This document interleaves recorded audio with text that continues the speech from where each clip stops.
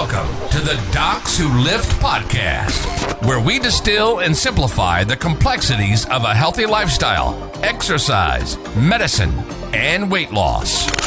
We're excited to bring you a podcast that's a prescription for clinical practice, scientific recommendations, and just real life. This is the Docs Who Lift podcast. Hey, welcome back to the Docs Who Lift podcast. I'm your host, Dr. Spencer Nadolsky, at my co-host, and we're actually in the same square right now because I'm visiting my brother in Michigan, my co-host, Dr. Karl Nadolsky Jr. Today we have an awesome guest. I know everybody says the whole special guest thing when they have a podcast, but I don't know. He's a pretty cool guy, very topical too, because he was just on a. Well, he wasn't on it. No, but he was just mentioned. His name was mentioned. His name was invoked by Bill Maher. So, and funny thing is, we wanted to have him on the podcast. He has a really awesome blog that I've been following for a number of years because it's, I'm an obesity doctor. My brother's an obesity doctor, and we really appreciate his views on obesity and stigma and public education. Yeah, he does a really good job at kind of picking out the news that's related to obesity and obesity medicine. So, Ted Karl, thank you for joining us today on a kind of a short notice. The Bill Maher show thing came out, the last word, whatever, last week. Yeah. And we messaged you right away and said, hey, can you come on? You're like, yeah, sure. I'm sure you've been getting all sorts of messages from people. So thanks again. Yeah, we'll get to that. So Ted, we want you to tell our audience, who are you and what is Conscious Health and how did you even get into this, to give a little background of yourself? Happy to do that, and thank you so much for having me. I'm honored to be on your podcast. I appreciate the outreach that you guys do. So I am a pharmacist living in Pittsburgh. I worked for about 26 years in the pharmaceutical industry, and long about 2008, 2009, I transitioned into doing what I'm doing now, which is Conscious Health, which is basically an advocacy organization and very much focused on advocating for a more rational, more effective, and more humane approach to obesity that's rooted in science and rooted in an understanding of what real people who are living with obesity experience. I've actually been working in the area of obesity for about 20 years, and I got my start spending really months listening to literally hundreds of people with obesity from a marketing research perspective to understand what their life experiences were like, and that has really laid the groundwork for everything that I've done ever since. Although, since then I've gotten even more deeply involved with people who are more profoundly affected with obesity. I served on the board of the Obesity Action Coalition for 12 years, served as its chair, and I believe that a more patient-centered approach to obesity is essential to making progress. Absolutely. How'd you get into the first place? Like 20 years ago? What 20 years ago, I was working for a company called GSK Consumer Healthcare, and we had a lot of experience with smoking cessation and behavioral health involved with that, and how to develop those products to be consumer driven. And the thinking was that expertise in the intersection of health behaviors and medicine would be useful in developing approaches to obesity. So we started looking around for things to do that could help us use that insight, that consumer insight. And the result of that was the switch of Orlistat from prescription to non-prescription status. Okay. I was looking for that. I got to know a lot of the thought leaders in obesity back then. Just to try and understand the field. Wow, that is really cool. And then, so how did you get into the Conscious Health? Then you're I'm going to start my own thing? Yeah, in 2008, I had the opportunity financially and just the point I was in my career to to strike out on my own and start Conscious Health. And the first thing that happened was I started hearing from some of my friends who were thought leaders in obesity. The wonderful thing about the field of obesity is, one of the key job skills, you guys surely know this, is you need to be good at encouraging people, because this is really hard stuff. Yeah. And so I was the beneficiary of that. I had lots of people encouraging me, and that kind of feels good. Yeah, it does feel good. Well, that's cool. And, I think for everyone who's going to listen to this, you probably should go back and, if you haven't already, listen to one of our earliest podcasts on our discussion of obesity as a disease, because that's going to be really helpful as we pick apart some of the nuances of what Bill Maher said last week on his show about obesity in America, is specifically what he was getting at.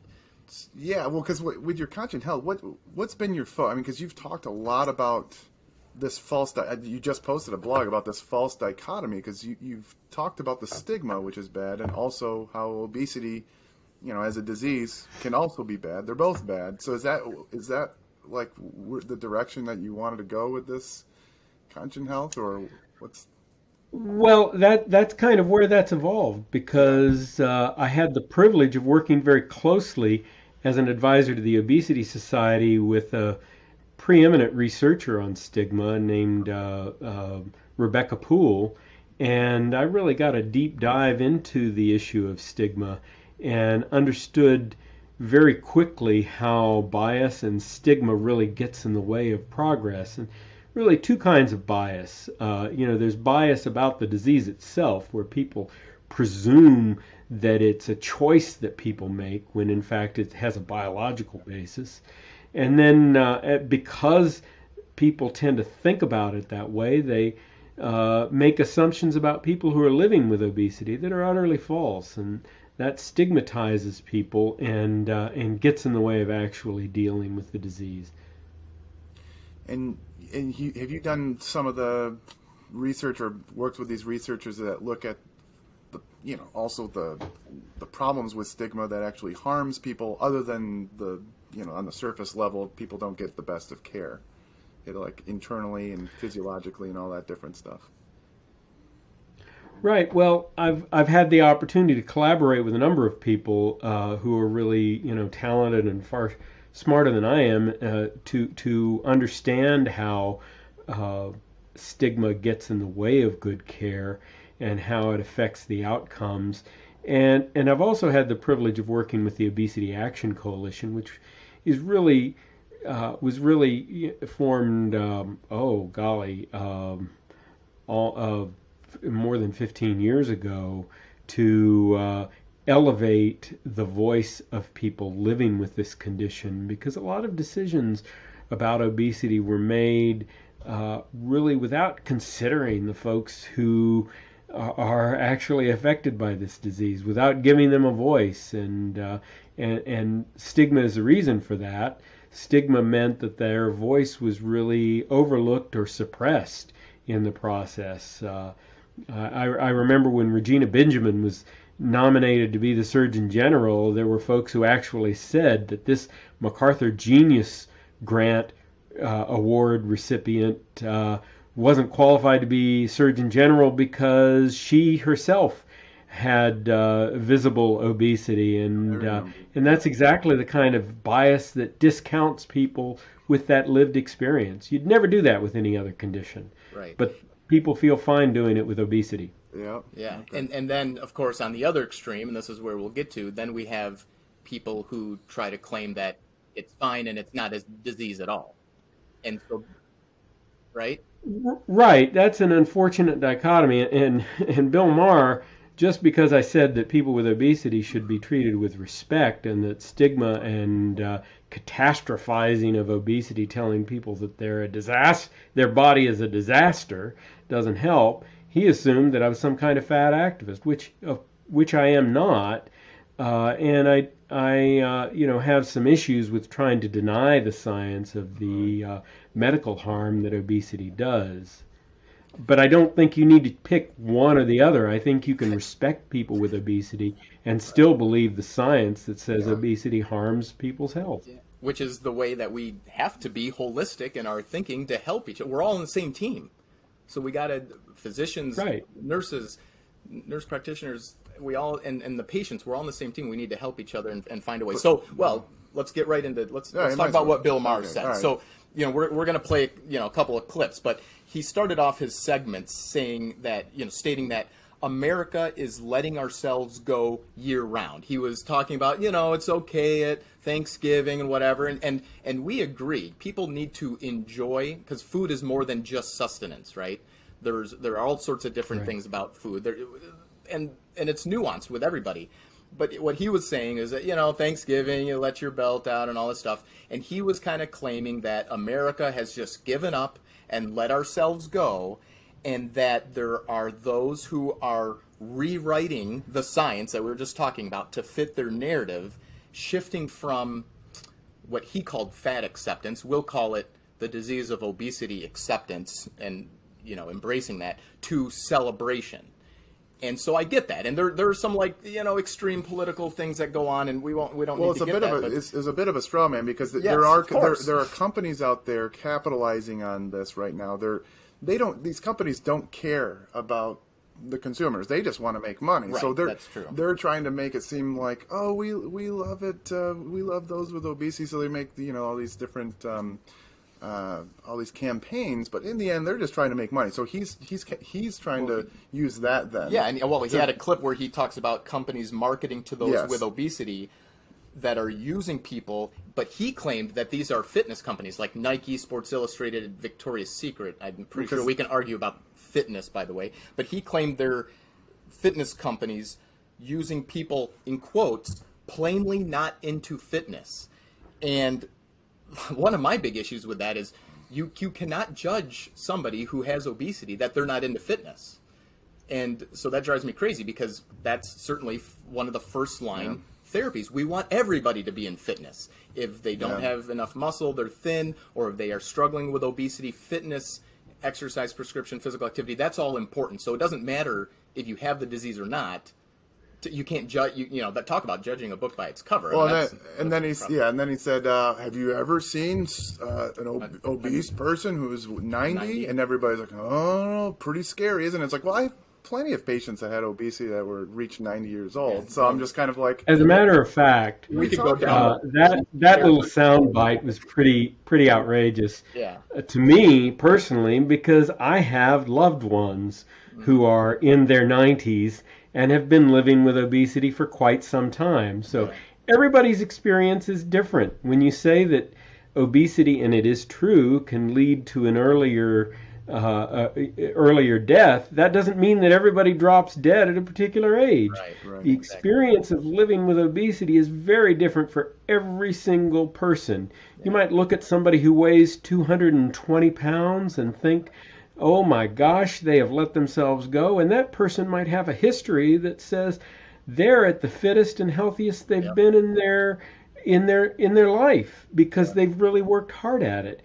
Everybody is different. Yep, absolutely. Yeah, and the spectrum of disease severity is different regardless of weight. This goes to Ted and I actually are working on a project. I'm not going to say too much about it, because last time I mentioned something about that, I got in trouble on the podcast. But we are working on something that talks about getting away from weight-centric, BMI-centric stuff to help with stigma, because we want to talk about the disease and individualization of disease severity. So anyway, moving on, Bill Maher then, he talks about the dichotomy, this false dichotomy of body positivity, which is fine. And then he goes to this healthy at every size, which you've talked a lot about, Ted, and we'll get more into that. And so tell us why that's a false dichotomy in itself from your perspective. Well, it is, because treating with somebody with respect has nothing to do with acknowledging the health issues. And every one of us has health issues. A physician friend of mine once told me that life is a sexually transmitted and uniformly fatal disease. So we all face mortality, okay? We all have imperfect health. None of us are going to live forever. The challenge is to figure out how to be our healthiest selves. And that's going to be different for everybody because everybody's body has different vulnerabilities. Some people are born susceptible to obesity. Some people are born so that no matter what they do, they're going to be thin as a rail. They might not be very fit cardiometabolically, but they're going to be thin as a rail. Yep. If you judge people by their size, you're going to be deluded. So let's play the clip. We're going to try this. All right, we tried to get it onto the actual computer, but we're on my brother's computer. It's made by Fisher Price. I'm not really sure. Oh my God! Let's not say it's really made by. We'll lose that sponsor for sure. All right. So let's listen on. Let's see if this works here. Fat activist Ted Kyle, founder of Conscious Health, says the media and public needs to stop catastrophizing obesity. Okay, A, they're not catastrophizing it, and B, they should be. All right, could you hear that? Yes, absolutely.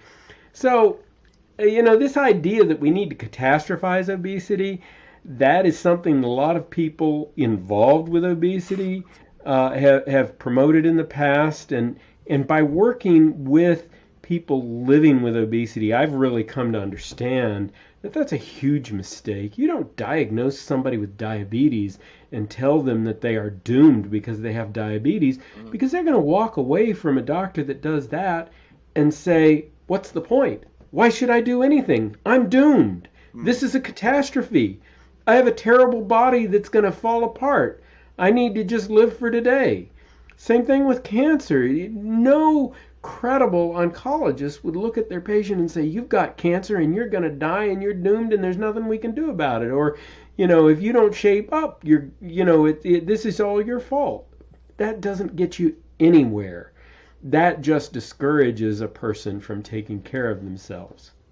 Yeah, I think he's trying to take that whole, we shame those and catastrophize smokers and all this different stuff, and I would say that obesity is just completely different. Well, also, I'm not so sure that has been shown to work. I mean, you talked about how you were in the smoking cessation. Yeah, you would know better than me. Does shaming people who... Well, I'll mention a couple of things there. So there are folks in public health that think it's a good idea to shame smokers. And there are folks who are living with tobacco dependence who would say, you know what, that's not really very helpful because you leave people on the outside looking in. That's up for debate.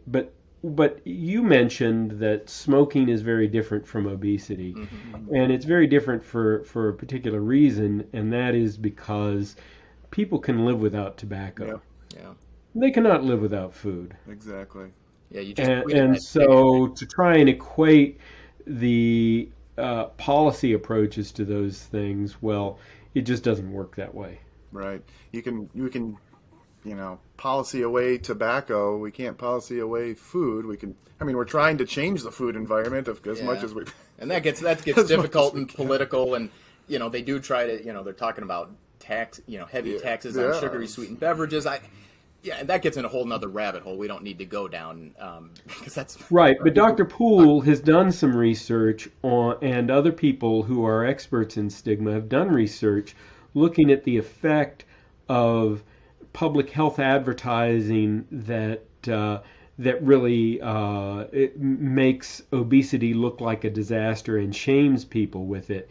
And those stigmatizing images and stigmatizing messages actually result in a reduction of motivation for change for folks who are living with obesity. So there's pretty good evidence that that's really not a constructive approach to pursue in obesity. So the opposite of basically the opposite of what Bill is saying. We should catastrophize it. So there's research to show catastrophizing it probably would worsen the situation.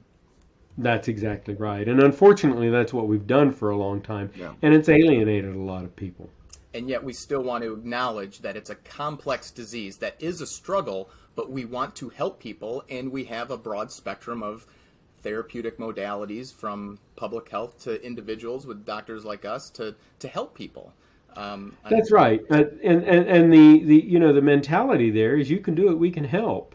The mentality, and as I mentioned earlier, folks who work in obesity and really commit their careers to helping people living with obesity, one of the key skills that they have is to encourage people, not discourage and scare them. Yeah, absolutely. So then he goes on, and then to try to support his claims, he cites reasonable, like legitimate things, but in a sort of in the wrong context. He talks about the data on nutrition and health and COVID and obesity as evidence for his point. But I guess, I sort of, the obvious thing to me is that he's conflating these two different things.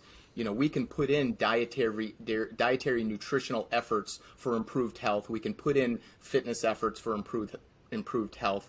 Those may help the disease of obesity and help with some of the health aspects of it, but those aren't mutually exclusive things necessarily. And obviously obesity and COVID, well, yeah, when people have more severe disease with obesity and especially more severe complications of obesity, they had more risks of COVID. That doesn't mean that we should.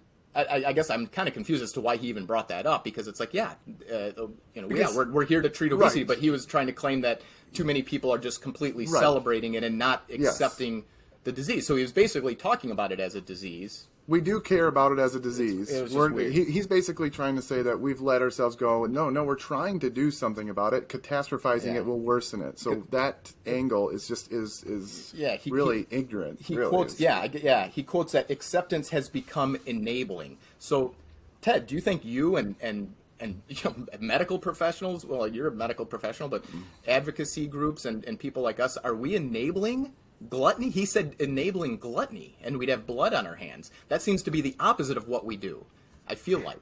And gluttony. That's exactly right. But it stems from a complete misunderstanding of obesity, which is very common.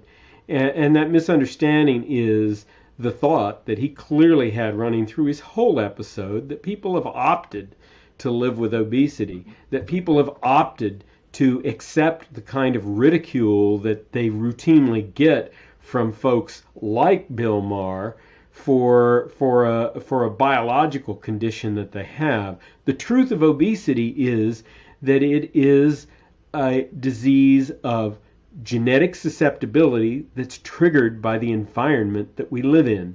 Some people are resistant and some people are very susceptible, and everything in between, but it's a highly heritable condition. Your genes set the table for obesity, the environment serves it up, and then people have to decide, so what am I going to do about this? Well, just like any other he pulled up condition. A picture. Is that where you have your clip? He pulled up the picture of the 1950s at the beach or something, wasn't it? Well, I think he was talking about the 60s. And he's like, we've let ourselves go, and it's just like, oh yeah, you think that's what happened? We all just decided to let ourselves go, and nothing else in our environment changed. Well, and then to Ted's point right there, and I'll play this next clip, because then he makes fun of the science, and all of us involved in not only the basic researchers of the whole thing, but the scientists talking about, hey, this is more complicated than just a choice and letting ourselves go, and completely kind of disregarding it. So we'll try this again. Let's see if this. I'll turn up the volume. See if this works here. USA Today actually wrote the sentence, "Science hasn't yet figured out how to solve obesity."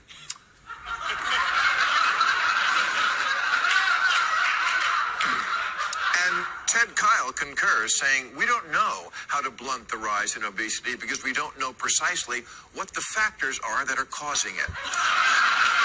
Yes, what could it be? What? Damn it, this is a hard one. So again, he calls you out, and ironically, so not only are you an advocacy expert, you're a pharmacist. We're physicians who specialize in this. We have a great passion for it. We have some of the global researchers, real good scientists who have been working on this long before we were around. And, we've come a long way, but it's a fledgling science overall. And we're learning. We are learning, and we're getting therapeutic modalities out, and we're improving our abilities to help people, but we don't know. Yeah, well, what was the context around the quote? Because I made a little video about this, and I'm pretty sure I know what you meant around the quote. But when you, I don't even know what the context around that quote was. If you could just explain in your own words. Obviously. Well, yeah, the context around the quote is the simple fact that obesity has many causes. There are many factors in the environment that contribute to the development of obesity. Broadly speaking, if you want to lump it into a few categories, there are changes in the food supply that have occurred over the last few decades that have triggered more obesity in more susceptible people. Then there are changes in our physical and technologic environment that makes it the default for our lives as we move through them to be sitting in front of screens during the day and less physically active.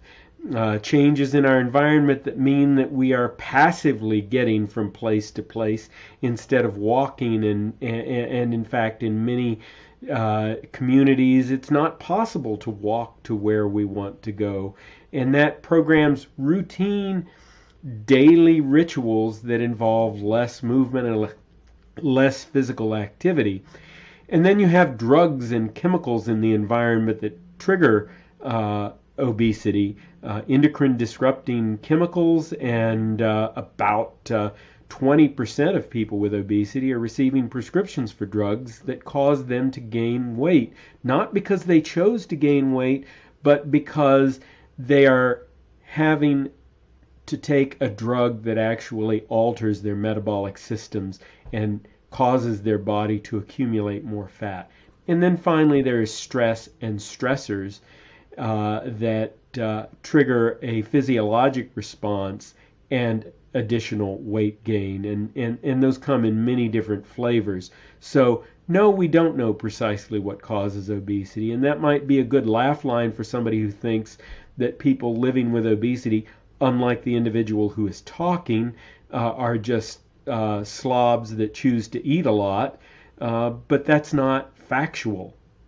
And you weren't questioning like energy balance. You're saying all these factors that go into this are complex. It's not as simple as like these people are just choosing to eat so much. It's that it is so complex. Right. That's exactly right. You can't figure out why from the 1950s or 60s, so that you showed a picture. Why is it continue to grow? There are so many factors that you just mentioned that go into the principle of it. Well, I don't know that Bill Maher would do very well in his comedic routine if he started discussing the nuances of the scientific complexity of obesity biology.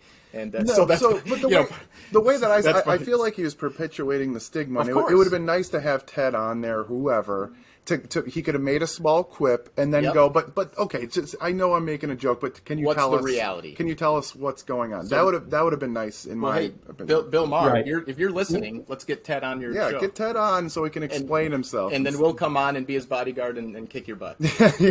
we'll come protect you. You know, what was interesting is one of his laugh lines was, cake isn't any more delicious today than it was 30 years ago. And actually that works against what he's saying, because people didn't all of a sudden decide they want to eat more cake. Mm-hmm. Yeah. And it's not cake that's causing obesity. Right. It is all of these other changes in the food supply, in the environment we live in the drugs that we take, in the chemicals that we're exposed to, and in the stresses that we are subjected to, that has triggered more obesity in the folks who are genetically susceptible to it.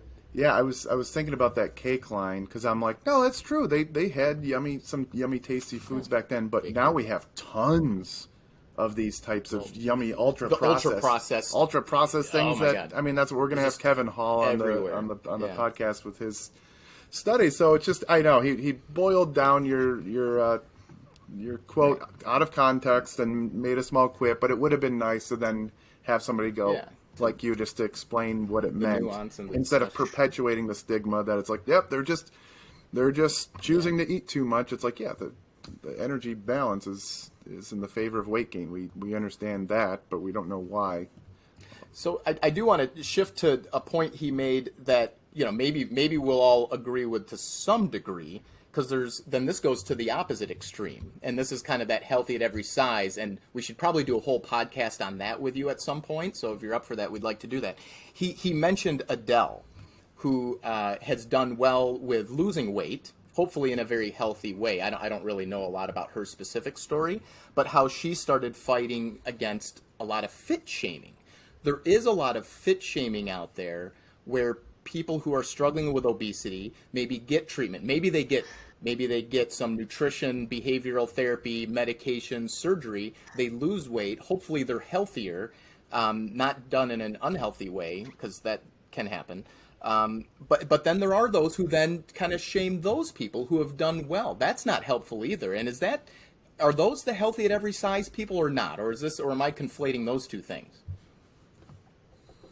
Well, there is so much pressure to be thin in our culture that when someone who is seen as a role model for folks living in larger bodies loses weight, there are folks who react to that and say, "Oh, you've betrayed us," and some of that fit shaming does happen. There have been things written about it. I've written about it, and what I would say that springs from is an unfortunate tendency to think that there is one path for people who are living with obesity to follow.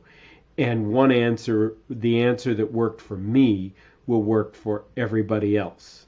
Okay? That is fiction. One size does not fit all.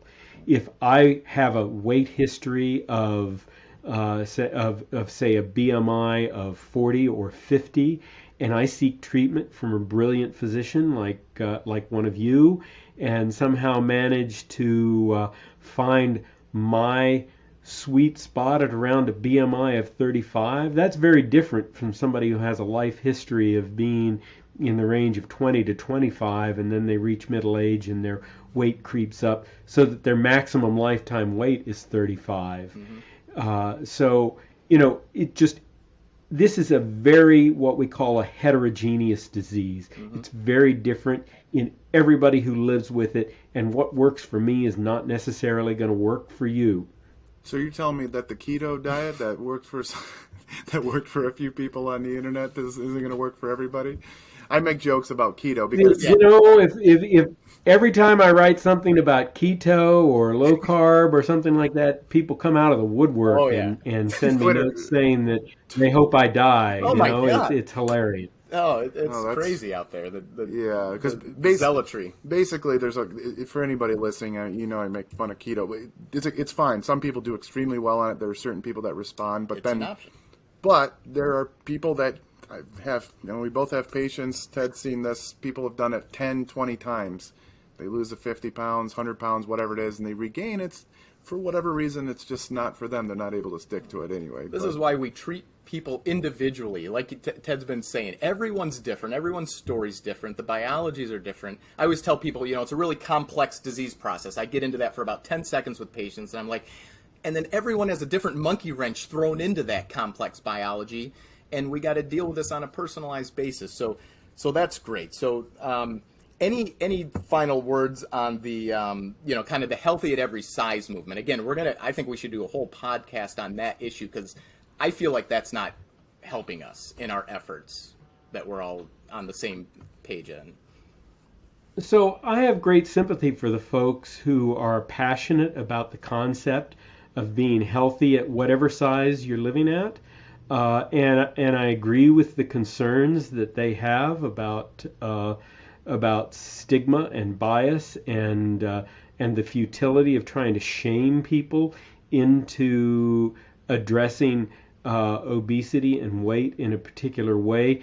The one little thing that I can't go along with is the denial of the science of obesity that says, yes, excess adiposity, obesity is real, and obesity does cause harm to health, and it is worth paying attention to and addressing it in whatever way works for the individual who is affected.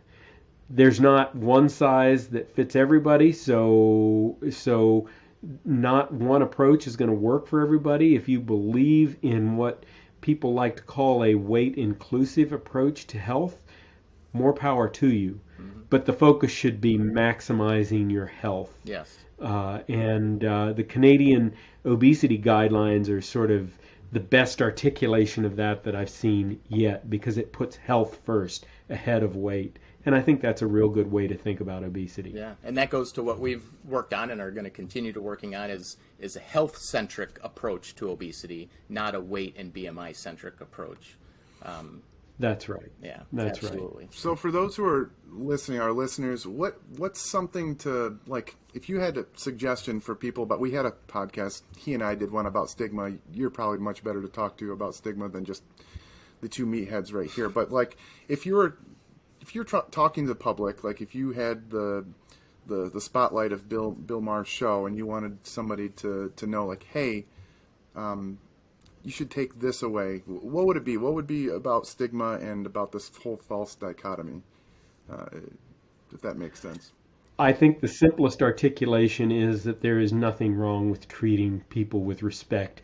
Ridiculing somebody who faces a health issue is extremely destructive. You would not ridicule somebody who has cancer. You would not ridicule somebody who has a heart condition.